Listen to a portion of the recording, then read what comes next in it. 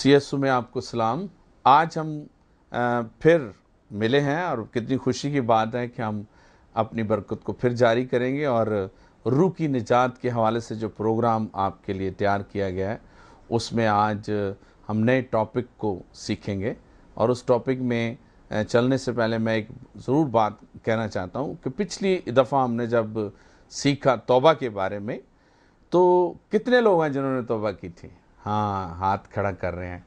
खुदावंद आपको बरकत दे। लेकिन हम तौबा करने के बाद आगे किस तरह खुदा के साथ चलें, इसके बारे में आज सीखेंगे। आप सीखना चाहते हैं तो फिर इधर उधर मत जाएं, आराम से बैठ जाएं, अपने काम को अब छोड़ दें और 10-20 मिनट खुदावंद के हुजूर इस बड़ी बरकत को दें ताकि खुदा जो है हमारी ज़िंदगी में अपना काम कर सके। हम 24 घंटे में बड़े काम करते रहते हैं लेकिन कभी खुदा के हुजूर नहीं बैठते। इसमें भी एक दया यकी है जो मैं आपसे लेना चाहता हूँ। आप थोड़ा सा वक्त टीवी के सामने गुजारें और अपनी ज़िंदगी से लुत्फ़अंदोज़ हों और आपको खुदा ढेरों बरकत देगा। आज हम एक बात सीखेंगे कि तौबा करने के बाद आगे क्या करना है। कुछ लोग तौबा कर लेते हैं, मैं उसको यूं कहूँगा कि किसी सफ़र को कोई बंदा शुरू करता है तो पहला कदम उठाता है और उसके बाद आगे बढ़ता है। लेकिन कुछ लोग तौबा कर कर वहीं खड़े रहते हैं, आगे कदम नहीं उठाते। मैंने कईयों को पूछा कि आपने तौबा की है, तो आगे से जवाब मिला हाँ जी की हुई है। लेकिन ज़िंदगी के बारे में पूछा क्या कर रहे हो, बाइबल पढ़ रहे हो, चर्च जाते हो, तो कोई जवाब नहीं मिला। ये तौबा कुछ इस तरह की है कि हम तौबा जहाँ भी जाते हैं खुदा का कलाम सुनते हैं, खुदा के खादम कहते हैं तौबा करो, हम उठकर तौबा कर लेते हैं, लेकिन वो तौबा वहीं छोड़ कर आ जाते हैं। लेकिन आज मैं आपको एक बात ज़रूर सिखाना चाहूँगा। अगर आपने GBU से ये मैसेज सुना और तौबा की है तो आज एक बात सुन लें, आगे हमने बढ़ना है, आगे कदम उठाना है। हमारा सफ़र आसमान की बादशाही है, क्योंकि यीशु मसीह ने जिस दिन तौबा के बारे में कहा तो आपने कभी गौर नहीं किया, उसने हुक्म भी दिया और साथ में कहा कि नज़दीक जाना है हमने उसके, बल्कि उसके अंदर दाखिल होना है। और हमारी ज़िंदगी का सफ़र खुदा की बादशाही की तरफ है और हमने एक ख़ास जगह पे जाना है जो कि खुदा का मस्कन है, उसकी वो जगह जहाँ पे वो रहता है और वो हमें अपने बच्चों की तरह वहाँ रखेगा और हम हमेशा उसके साथ रहेंगे। वो सफ़र हमने जारी करना है, इसलिए तौबा के मुताबिक अमल करना बड़ा ज़रूरी है। आज का मैसेज जो है वो आपके सामने इसी नाते है और इस मैसेज में हम देखेंगे कि खुदा हमसे क्या चाहता है। बाइबल मुकद्दस में इस मैसेज को जो सच्चाई पर अमल करना है इसको हम देखेंगे। आज के मैसेज का अनुमान क्या है? सच्चाई पर अमल करना। सच्चाई हमें मिल गई, खुदा का कलाम हमें मिला, यीशु हमें मिल गया है। अब हम उसके हुक्म के मुताबिक गामजन होंगे और उसके साथ साथ चलेंगे ताकि खुदा हमारी ज़िंदगी में वो राहें जो उसने हमारे लिए तैयार की हैं उनके मुताबिक हमें बरकत दे। आप लेना चाहते हैं सो तैयार हो जाइए। बाइबल मुकद्दस में एक हवाला मैं आपके सामने रखना चाहता हूँ यूहन्ना की अंजील से 3 बाब की 21 आयत में। अगर आपके पास बाइबल है तो मेरी दरख्वास्त है ज़रूर उसे खोलें। वहाँ पे लिखा है, मगर जो सच्चाई पर अमल करता है वो नूर के पास आता है ताकि उसके काम जाहिर हों कि वो खुदा में किए गए हैं। कितनी खुशी की बात है जब आप तौबा के बाद खुदा के कलाम पर अमल करते हैं, दुआ करते हैं, दुआ करनी आती है, बाइबल के हुक्मों पर चलना शुरू कर देते हैं, सच्चे दिल से खुदा की बातों को मानते हैं और एक बामल ज़िंदगी शुरू हो जाती है, तो फिर हमारी रग़बत हमेशा खुदा के साथ चलने और उसके प्यार में बढ़ना शुरू हो जाती है। और फिर खुदा क्या करता है? खुदा फिर अपने आसमान को खोलता है और हमें तरह तरह की बरकतें देना शुरू कर देता है। हम आगे चलकर बहुत कुछ सीखेंगे। बाइबल मुकद्दस में लिखा है, मैं इस आयत को अंग्रेजी में भी आपके सामने रखना चाहता हूं। But he that does truth comes to the light that his deeds may be made manifest that they are wrought in God.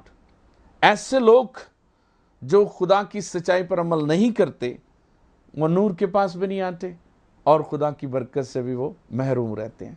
हमारी ज़िंदगी खुदा से बरकत लेने के लिए है। एक बड़े नबी की बात मैं आपको बताता हूं, उसका नाम मूसा था। मूसा की बरकत का राज क्या था? उसकी बरकत का राज मैंने देखा बाइबल में, उसके बारे में देखा कि वो बताता है कि खुदा के साए तले, उसके पंख के साए तले, उसकी शैडो के नीचे फरोतनी से रहो, वो तुम्हें वक्त पर सरबुलंद करेगा। अब आपने तौबा कर ली है तो आपने बेदिल नहीं होना, जल्दी डिसहार्ट नहीं होना, खुदा का इंतजार करना है, सच्चे दिल के साथ उसके साथ चलने की कोशिश करनी है, तो आपको सरफराजी मिलेगी। सो मूसा का जो राज है ये एक बहुत बड़ा हमारे लिए नमूना है। अब जशुआ जो था, जिसको हम यशुआ बोलते हैं, हिंदी में उसे यीशु बोलते हैं, जब उसके साथ खुदा ने कलाम किया तो उसने उसे एक बात बताई। उसने कहा जैसे मैं मूसा के साथ था वैसे तेरे साथ भी रहूंगा। लेकिन उसने एक वादा लिया। मैं भी आज आपके सामने इस बात को रखना चाहता हूं कि खुदा जैसे मूसा के साथ था, यशुआ के साथ था और सारे नबियों के साथ था, आपके साथ भी होगा, मेरे साथ भी है। लेकिन वादा जरूर। वादा क्या था? यशुआ को उसने बोला कि दिन और रात तेरा ध्यान इस शरीयत की किताब से ना हटे। Praise the Lord. सो नए अंतनामे में यही वादा क्या लिखा है कि ईमान के बानी कामल करने वाले यीशु को क्या करो? हाँ, बच्चे बोलने तकते रहो। उससे हर रोज हमने मिलना है, हर रोज उसके साथ खाना खाना है, हर रोज उसके साथ बातें करनी है। वो हमारे ओढ़ने, बिछौने, हमारे पहनने, हमारी ख्वाबगाह की खबरदारी रखता है और वो खबरगिरी करता है और वो कभी भी हमसे दस्तबरदार नहीं होता। सो मेरी एक बात गौर से सुने, अगर हम वादे के साथ नहीं चलेंगे जो कि हमारे साथ वादा करता है, तो दो शख्सों के दरमियान वादा कैसे पूरा होगा? इसलिए तौबा करने के बाद हमने उसके कलाम पर मुतवज्जो होना है और उसकी लिखी हुई बातों पर क्या करना है? अमल करना है। हालेलुया। सो अमल करने के लिए और हमारी रहनुमाई यशुआ के हवाले से मैं करना चाहता हूं। उसको कहा था कि जब तू मेरी बातों पर अमल करेगा तो मैं तुझे खूब कामयाबी दूंगा। जहां जहां तेरे कदम जाएंगे, तेरे पांव का तलवा टिकेगा, वो जगह और वहां के हालात मैं तेरे हाथ में कर दूंगा। और हम देखते हैं कि खुदा ने जब उसके साथ वादा किया और यशुआ ने भी उसके साथ वादे पर पूरा उतर के दिखाया, तो हम देखते हैं एक नामुमकिन काम यरू के बारे में जो कभी भी टूट नहीं सकता था, वो खुदा की कुदरत और यशुआ की ताबेदारी की वजह से यरू की दीवारें टूट गई। हालेलुया। आप भी जब खुदा के साथ चलने का वादा करेंगे तो यरू जैसे कितने भी बैरियर क्यों ना हो, कितने हालात खराब क्यों ना हो, जितनी मर्जी इब्लीस जो है अपनी दीवारें ऊंची कर लें, खुदा आपके साथ है और वो एक दिन टूट जाएंगे। हालेलुया। तो यशुआ को जब ये बात समझ आई कि खुदा मेरे साथ है और मैं खुदा के साथ वादे पर पूरा उतरूंगा, तो वो किसी बात से नहीं डरता था। एक दफा क्या हुआ, यह वाकया बड़ा जबरदस्त है। एक दफा वो जंग कर रहा था और जंग के दरमियान सूरज जलते हुए थोड़ा वक्त रह गया। तो उस दौर में यह होता था कि जैसे सूरज गुरूब होता जंग बंद हो जाती थी। तो यशुआ के अंदर एक बात आई कि अगर मैं कल पर बात डालूंगा तो हो सकता है कुछ भी हालात हो सकते हैं, लिहाजा मैं खुदा का बंदा, मैं आज ही जंग जीतना चाहता हूं।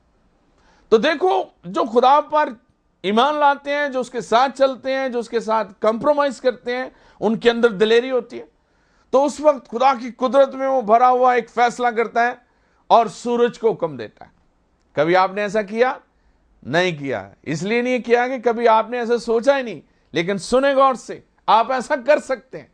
यशुआ भी हमारी तरह इंसान था, लेकिन फर्क सिर्फ इतना है कि वो खुदा के वादों के मुताबिक अमल करना शुरू करता है। और उसने सूरज को कहा, रुक जा, खबरदार गुरूब ना हो, मैंने जंग जीतनी है, जब मैं जंग जीत लूंगा फिर तू गुरूब होगा। ये कहां से उसके अंदर ये बात आई? ये बात खुदा की कलाम से उसने सीखी। खुदा ने उसके साथ वादा किया कि दिन और रात तूने मेरे साथ रिश्ता कायम रखना है, मेरे से कभी भी जुदा नहीं होना। हम क्या करते हैं? हम थोड़ी सी बरकत पाते हैं फिर दुनियादारी में चले जाते हैं। यही हमारे लिए नुकसानदेह होता है। हम अमल करने में, सच्चाई में चलने में ताखीर कर देते हैं, जिसकी वजह से हमारी जिंदगी में बैरियर आ जाते हैं। और यशुआ ने ऐसा हरगिज नहीं किया। कायनात उसके साथ थी, फौजें उसके साथ थी, सबसे बढ़कर खुदा का हाथ उस पर था। और क्या होता है, उसने जंग जीती।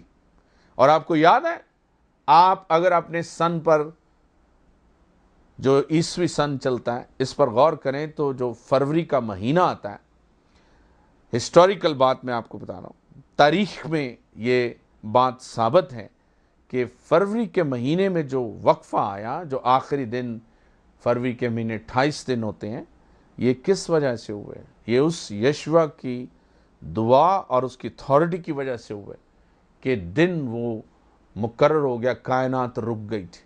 और एक बात आपको मैं और बताना चाहता हूँ, साइंसी बात, उसने ज़मीन को नहीं कहा रुक जा, उसने सूरज को कहा था। सूरज रुकने से सूरज के चौगिर्द जो निज़ाम शम्सी है वो सारा रुक गया, और उसके रुक जाने से कायनात एकदम साकत हो गई। इसीलिए फरवरी के महीने का जो 28 दिन का महीना आता है वो इसी वजह से आता है। अगर वो ज़मीन को कहता रुक जा तो दूसरे सियारे आकर ज़मीन को लग सकते थे। उसने सूरज को हुक्म दिया, सूरज के रुक जाने से सारा सिस्टम रुक गया, और उसने उस 2.5 घंटे के उस पोर्शन में गुरूब आफ्ताब से पहले खुदावंद की फतह हासिल की। हालेलुया। आप ऐसे तजर्बे कर सकते हैं जब आप सच्चाई पर अमल करना शुरू करें।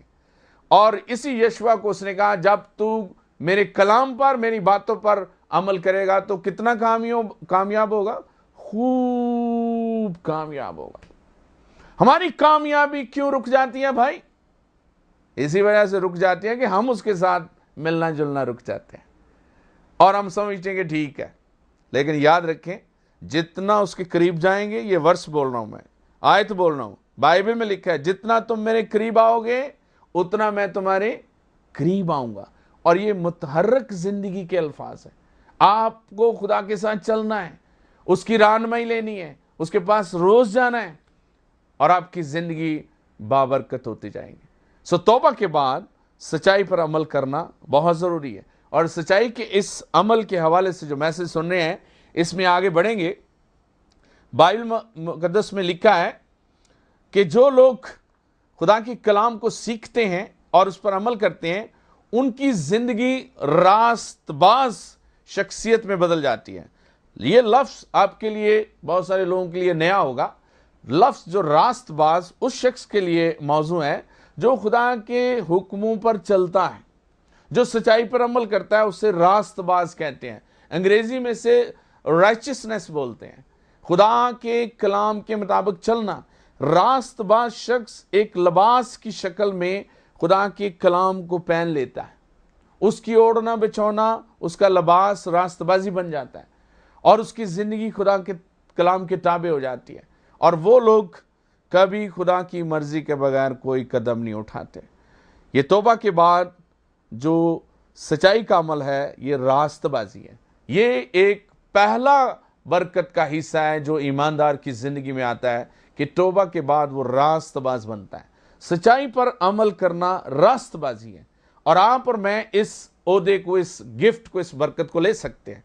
रास्तबाज बंदे ईमान से जीते हैं, और अगर वो ईमान से हटेंगे, खुदा के कलाम